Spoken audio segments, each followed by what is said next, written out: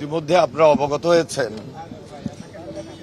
যে জাতীয় সংসদ ভবনে যারা সংসদ সদস্য নির্বাচিত হয়েছেন আমাদের দলের এবং দলের পক্ষে যারা নির্বাচিত হয়েছেন তারা 17 তারিখ সকাল 10টায় শপথ গ্রহণ করবেন এবং বিকালবেলায় মন্ত্রিপরিষদের সেখানে মন্ত্রিপরিষদের যে সার্বিক সহযোগিতা তত্ত্বাবধানে সেখানে যারা নতুন মন্ত্রিসভার শপথ গ্রহণ করবেন সেই অনুষ্ঠানটি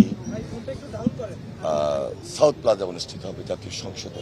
এই ব্যাপারে আমরা দলের পক্ষ থেকে আমি এবং সুলতান সালাউদ্দিন টুকু দুজনেই কিছুটা সহযোগিতা যেটা প্রয়োজন যে কখন কিভাবে অথবা কোন পর্যায় থেকে এই শপথ গ্রহণ অনুষ্ঠানটাকে সমন্বয় করা যায় সেই সমন্বয়টুকু আমরা করেছি এবং সেই সমন্বয়টুকু করতে গিয়ে প্রশাসনিক যারা দায়ী দায়িত্বে ছিলেন তাদের সঙ্গে আমরা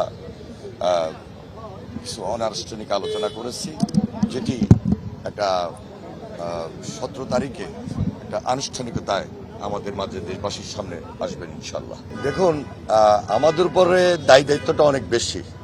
সামনে একটা কঠিন চ্যালেঞ্জ নিয়ে আমাদের এই বাংলাদেশের মানুষের পাশেই আমাদেরকে দায়িত্বটুকু গ্রহণ করতে হবে এবং কঠিন দায়িত্বটুকু পালন করতে হবে। যথেষ্ট পরিমাণ সম্মান এবং মর্যাদার পাশেই আমরা যেন এই দায়িত্বটুকু পালন করতে পারি একজন সংসদ সদস্য হিসাবে। আমাদের নেতা জনাব তারেক রহমান তিনি তার দায়িত্ব থেকে আল্লাহর হুকুম কাকে নিয়ে উনি সরকার গঠন করবেন সেটা আলোচনার ব্যাপার। সে আলোচনাটি এখনো আমাদের কাছে এই পর্যন্ত নাই।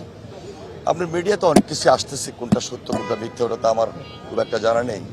তবে এটা আপনার 17 তারিখে ইনশাল্লাহ আমাদের চেয়ারম্যান জনাব তারেক রহমান যিনি সংসদীয় নেতা হিসাবে সংসদীয় দলের নেতা হিসাবে তার দায়িত্বটুকু পালন করবেন এবং এই ব্যাপারে আপনারা সবাই আরও বেশি অবগত হবেন 17 তারিখে ইনশাল্লাহ।